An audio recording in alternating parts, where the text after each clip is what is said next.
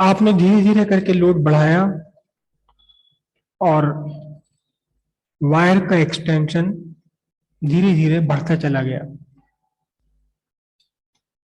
Starting में ये increase linear है, लीनियर इंक्रीज का मीनिंग जिस प्रोपोर्शन में आप लोड इंक्रीज कर रहे हैं उसी प्रोपोर्शन में आपका एक्सटेंशन लेंथ इंक्रीज हो रही है। और आप कह रहे हैं कि स्ट्रेस डायरेक्टली प्रोपोर्शनल स्ट्रेन है और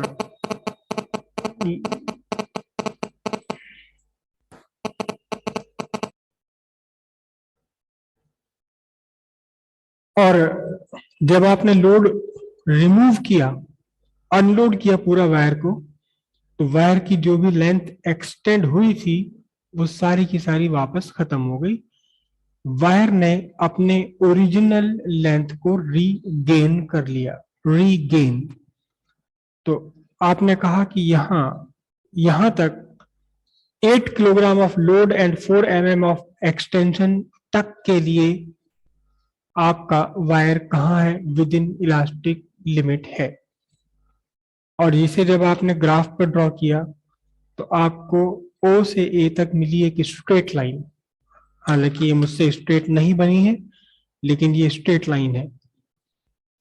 ठीक, O से A से आपने अनलोड करना शुरू कर दिया और वापस एक्सटेंशन खत्म हो गया। अब आपने फिर से लोड किया वायर को, अपने फिर से इस पर लोड आपने इंक्रीज किया और अब आपने 8 से 10 kg ये किया, तो फिर आपको पता लगा कि एक्सटेंड तो हो रहा है वायर में, लेकिन अब ये एक्सटेंशन लोड के डायरेक्टली प्रोपोर्शनल नहीं है। For small increase in stress there is large strain. और अब आपका ग्राफ क्या हुआ, स्ट्रेन एक्सिस की साइड को झुक गया, स्ट्रेन एक्सिस की तरफ को ये लोड, ये ग्राफ झुक गया। अब क्या हो, अगर यहां से अब आप इसे अनलोड करना शुरू कर दें तो फिर आपका वायर 100% अपनी ओरिजिनल लेंथ रीगेन नहीं कर पाता, 100% ओरिजिनल लेंथ रीगेन नहीं कर पाता। अब तक कितना कितना एक्सटेंशन हो गया, 1.1 मिलीमीटर का। कुछ तो कम हो जाएगा और कुछ हमेशा के लिए खींचा रह जाएगा, बढ़ा रह जाएगा। यानी पॉइंट बी से अगर आप अनलोड करना शुरू करते हैं, then the wire follow another graph, wire follow another graph, another line. कौन सी line, B O dash. Extension किस ग्राफ के, किस स्केच के साथ साथ हुआ है, अलोंग ओ ए बी। पहले लीनियरली इंक्रीज हुआ, फिर नॉन लीनियरली इंक्रीज हुआ। Now if you unload wire from A, it follow the same sketch, same graph follow करते हुए जीरो आ जाता है। लेकिन अगर आपने बी पॉइंट से अनलोड करना शुरू किया तो ध्यान से देखिए, यहां पहुंचकर आपका स्ट्रेस कितना है, इस पॉइंट पर ओ डैश पॉइंट पर स्ट्रेस कितना है, zero. But strain is not zero, strain थोड़ा सा बना रह गया। स्ट्रेन वाली एक्सिस पर आप जीरो नहीं पहुंचे हैं, स्ट्रेस वाली एक्सिस पर तो आप जीरो पहुंच गए, लेकिन स्ट्रेन वाली एक्सिस पर जीरो। ये जो जीरो ओ डैश शो कर रहा है, ये शो कर रहा है कि कुछ स्ट्रेन इसमें परमानेंट रह गया। और स्ट्रेन किससे रिलेटेड है, स्ट्रेन है क्या, स्ट्रेन किसका रिजल्ट है, स्ट्रेन रिजल्ट है एक्सटेंशन का, डिफॉर्मेशन का। मतलब क्या हुआ कि ओ डैश के इक्वल डिफॉर्मेशन बना रह गया, हमेशा के लिए डिफॉर्म हो गया। इस पॉइंट ओ डैश को हम एक नाम देंगे, अभी आगे लिखते हैं इसे, हम लिख लेता हूं, यही लिख लेता हूं। ए, पॉइंट ए को हमने क्या डिफाइन किया था, क्या था point A, point A elastic limit, this is point A. यहां तक 8 kg of load and 0.04 millimeter of extension तक इलास्टिक लिमिट है। और ये वाला पॉइंट कौन सा पॉइंट है? ए। ये पूरा का पूरा जो बना हुआ है कहाँ, 0 से लेकर 8 kg तक का लोड का एक्सटेंशन होना और फिर वायर की लेंथ में इंक्रीज होना, ये पूरा का पूरा आपका कहलाएगा व्हाट, जो भी हमने यहाँ बनाया है ये है आपका इलास्टिक रेंज। इलास्टिक रेंज में है आपका वायर। वायर कहाँ है? इलास्टिक रेंज में है। और इलास्टिक रेंज में है क्योंकि इलास्टिक रेंज में है, that's why it follow stress directly proportional strain up two point A, एक सर्टेन लोड तक, एक सर्टेन एक्सटेंशन तक। ये 8 किलो और 0.4 mm ये सब मेरी इमेजिनरी क्वांटिटीज है, इनका रियलिटी से कोई मतलब नहीं। लेकिन अगर रियलिटी में आप प्रैक्टिकल करेंगे तो हो सकता है 8 किलो की जगह 7 किलो और 6 किलो पर आ जाए, ये कंडीशन हो सकता है 50 किलो पे जाके पहुंचे। डिपेंड करता है क्या आपका वायर है, क्या उसकी थिकनेस है, क्या मटेरियल है, कहां तक कितना एक्सटेंशन हो रहा है। तो सिर्फ आपको एक समझाने के लिए एक एग्जांपल लिया हुआ।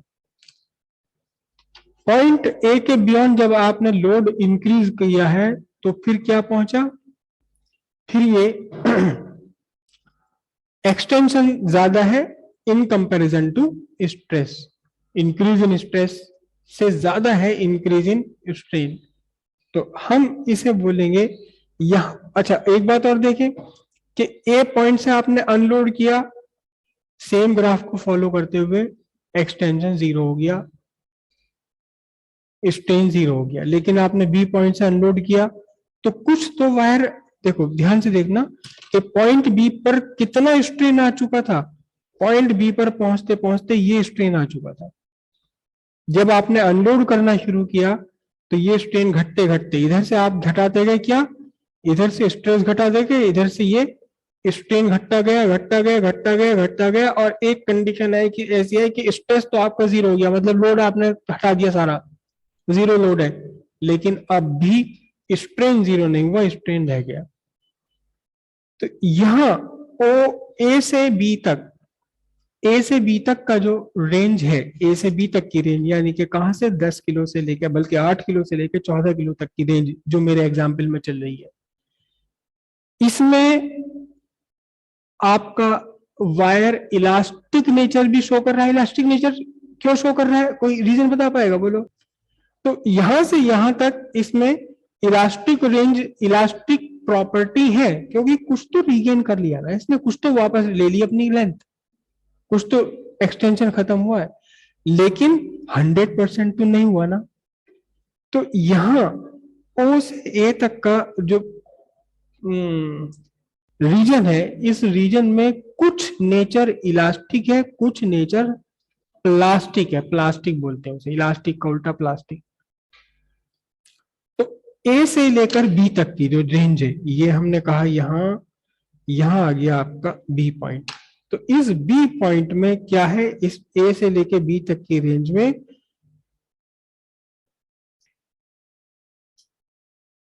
सम इलास्टिक नेचर एंड सम हमेशा के लिए डिफॉर्म होकर रह जाना, प्लास्टिसिटी, प्लास्टिसिटी कहलाती है, हमेशा के लिए खत्म होनी।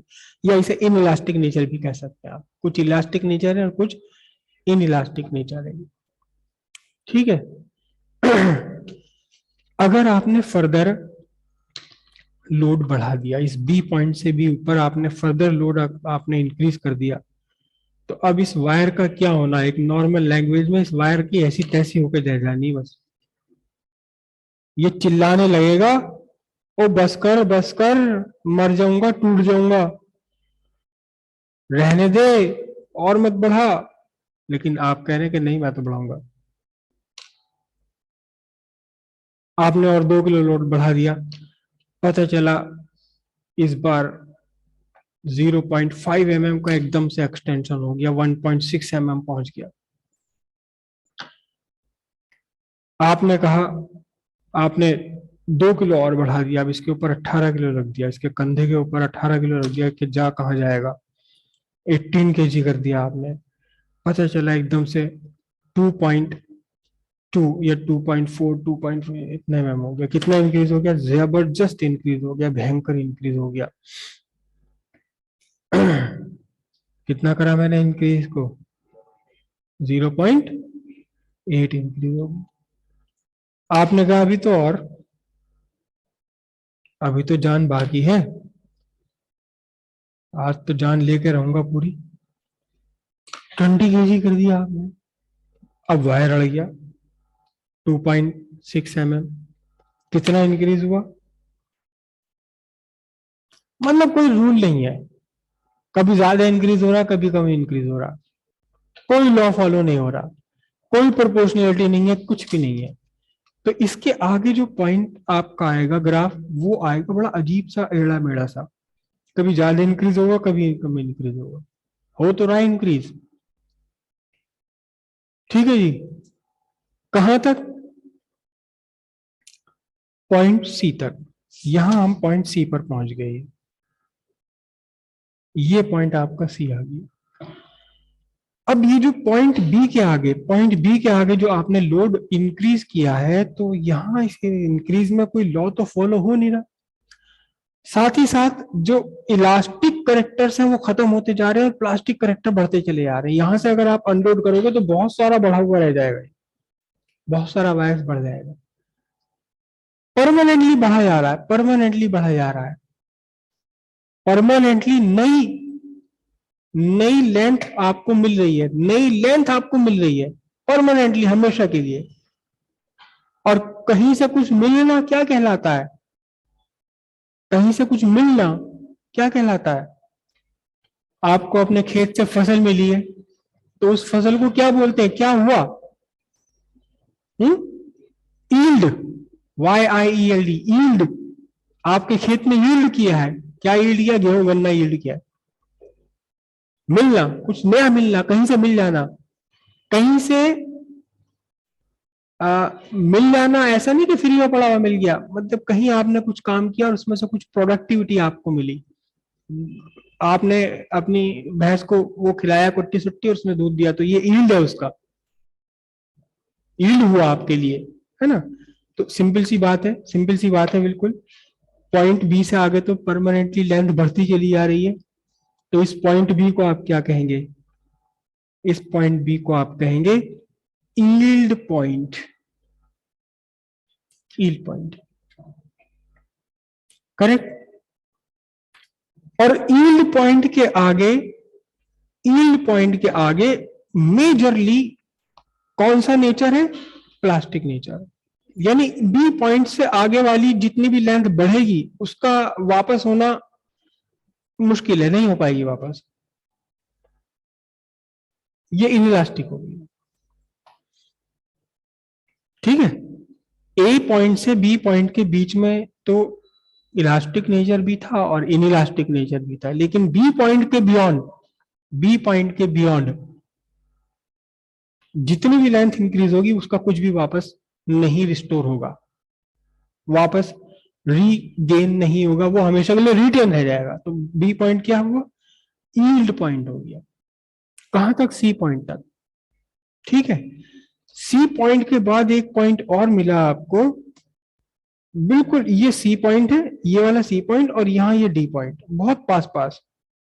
और फिर उसके आगे मिला आपको एक पॉइंट ई। अब सी पॉइंट से ई पॉइंट पर आ गए। सी पॉइंट से जरा सा आपने लोड इंक्रीज करा, या लोड नहीं भी इंक्रीज करा तो भी मिल जाएगा पॉइंट आपको ये। सी पॉइंट से जरा सा लोड आपने इंक्रीज करा, 22 kg कर दिया, तो एक्सटेंशन, अब तो भाई एक्सटेंशन की बात ही मत करो, क्योंकि ये तो मामला खराब हुआ जा रहा है। क्या? अब एक्सटेंशन बहुत ज्यादा हो जाने वाला, बहुत ज्यादा हो जाने वाला, 3 पॉइंट समथिंग हो जाएगा, 3.5 हो गया, बहुत जबरदस्त इंक्रीज हुआ। कहां तक? किस पॉइंट तक? ये पॉइंट पहुंचा आपका डी पॉइंट। अब इस डी पॉइंट तक पहुंच के हुआ क्या? इस डी पॉइंट पर पहुंचकर हुआ ये कि आपका जो ये वायर है, ये वायर है, जो ये वायर है, अगर इसको माइक्रोस्कोप से आप देखने लगे इसकी पूरी लेंथ, तो क्या होगा? कहीं से पतला और कहीं से मोटा होना शुरू हो गया है। इसका cross sectional area non uniform हो जाएगा, ठीक है। और पॉइंट डी, और पॉइंट डी के बाद आपने लोड भी नहीं बढ़ाया बल्कि इवन लोड कुछ कम कर दिया, 20 केजी कर दिया, फिर आपने 18 केजी कर दिया, मगर ये तो अब रुकने वाला नहीं है, बढ़ते ही जा रहा है। इवन ये कि आप अनलोड कर रहे हो, स्ट्रेस आप कम कर रहे हो। देखो ध्यान से देखिए, मैंने ग्राफ नीचे ले लिया। ग्राफ नीचे लेने का मतलब स्ट्रेस एक्सिस पर आप नीचे जा रहे हो, स्ट्रेस डिक्रीज कर रहे हो, मगर अब भी देखना जरा, स्ट्रेन वाली एक्सिस पर तो ये आगे बढ़ता जा रहा है। तो पॉइंट ई पर पहुंचते आप धीरे, आप कम कर रहे हो, आप अपने साथी से कह रहे हो भाई वो उतार ले, वो टूट जाएगा, था टूटने वाला है, देखिए टूटने वाला, टूट जाएगा, और इतने में क्या हुआ, इतने में टूट गया। पॉइंट ई पर आते आते क्या हो गया, ब्रेकिंग पॉइंट। थोड़ा सा आपने अनलोड भी करा और अभी आप को लग ही रहा था कि बस टूटने वाला, टूटने वाला, टूटने वाला, उतार लीजिए, और वो टूट गया। पॉइंट ई क्या हो गया आपका, ब्रेकिंग पॉइंट। ए आपका इलास्टिक लिमिट है, बी और ए के, बी यील्ड पॉइंट है, ए और बी के बीच में इलास्टिक नेचर भी है, इन इलास्टिक नेचर भी है। बी से सी पॉइंट तक तो कुछ भी इलास्टिसिटी नहीं है, ये तो पूरी तरह से प्लास्टिक की तरह बिहेव कर रहा है। और फिर सी के बिल्कुल पास में ही आपने पॉइंट देखा कि जरा सा लोड बढ़ाया और अब मामला खराब होने लगा। क्या हुआ कि ये पतला पड़ने लगा, वायर आपको साफ दिखाई दे रहा, कहीं से पतला पड़ने लगा। आप रबर बैंड खींच के देखिए, वो अलग अलग, कहीं से थोड़ी मोटी रहेगी, कहीं से पतली पड़ने लगेगी। और अब आपको लगा कि अब इससे ज्यादा अगर लोड बढ़ा दिया तो टूट जाएगा यहाँ से, और अभी आप उतार ही रहे थे लोड, स्ट्रेस आप डिक्रीज कर ही रहे थे, लेकिन आपके स्ट्रेस डिक्रीज करते करते भी क्या हुआ, स्ट्रेन इंक्रीज होने लगा, और पॉइंट ई पर पहुंचते पहुंचते ब्रेक हो गया, वायर टूट गया सारा का सारा। पॉइंट ई क्या है आपका, ब्रेकिंग पॉइंट, ठीक है। बी से जब आपने अनलोड किया तो एक सर्टेन अमाउंट ऑफ स्ट्रेन इसमें बना रह गया, सर्टेन अमाउंट ऑफ स्ट्रेन बना रह गया, ये कहलाता है आपका परमानेंट सेट। क्या बोलेंगे, यहां तो हम नहीं लिख सकते इसको कहीं भी, ये ओ ओ डैश क्या कहलाता है, ओ ओ डैश कहलाता है permanent, S E T, permanent set, हमेशा के लिए सेट हो गया वो लेंथ हमेशा के लिए सेट हो गई, परमानेंट सेट हो गया, ठीक है। अब ये जो आपका ग्राफ बना हुआ है, ये टिपिकली स्टील वायर के लिए है। ये जो शेप बनाई है, ये टिपिकली किसके लिए है, ये स्टील वायर के लिए। लेकिन स्टील वायर के अलावा अगर आप यहाँ कॉपर का वायर ले लो, आप कोई प्लास्टिक की डोरी ले लो, आप रबर की डोरी ले लो, उन सबके जनरल शेप यही आएगी। बस थोड़ा डिफरेंस क्या होगा, हो सकता है किसी के लिए ये ए ओ रेंज कम हो सकता है ए से लेके बी पॉइंट बहुत दूर में जाकर आए, जनरल शेप सबकी यही रहेगी, लेकिन थोड़ा थोड़ा सा डिफरेंस आ जाएगा इनकी रेंज में। इलास्टिक रेंज किसी की ज्यादा होगी, किसी की, ये वाला सी से लेकर ई पॉइंट बहुत दूर आएगा। तो हम इस ग्राफ को बना करके मटेरियल की इलास्टिक बिहेवियर को समझ सकते हैं, ठीक है। वो भी यहां पॉइंट ई पर जो भी स्ट्रेस होगी, जितनी भी स्ट्रेस पर ये ब्रेक हो गया, हालांकि वो मैक्सिमम टॉलरेबल स्ट्रेस से थोड़ी सी कम है, तो इस स्ट्रेस को, जिस स्ट्रेस पर पहुंच करके ब्रेकिंग पॉइंट आ गया और वायर आपका टूट गया, इस स्ट्रेस को हम बोलेंगे क्या, breaking stress, breaking stress, right. लेकिन ध्यान से देखिएगा, ब्रेकिंग स्ट्रेस के से आपने एक लाइन ड्रॉ करी स्ट्रेन के पैरेलल, तो ये ग्राफ को दो जगह इंटरसेक्ट कर रही है, ये नहीं है आपका ब्रेकिंग स्ट्रेस, पॉइंट ई जहां टूट गया वो, हालांकि बीच रास्ते में उसने इससे भी ज्यादा स्ट्रेस टॉलरेट कर लिया था, लेकिन फिर भी पॉइंट ई पर क्या होगा, ये ब्रेकिंग पॉइंट आ जाएगा, ब्रेकिंग स्ट्रेस हो जाएगा। क्लियर है इतनी बात, पक्का। तो उस ग्राफ में आप अपना ये और स्ट्रेस, ब्रेकिंग स्ट्रेस और बना दीजिए।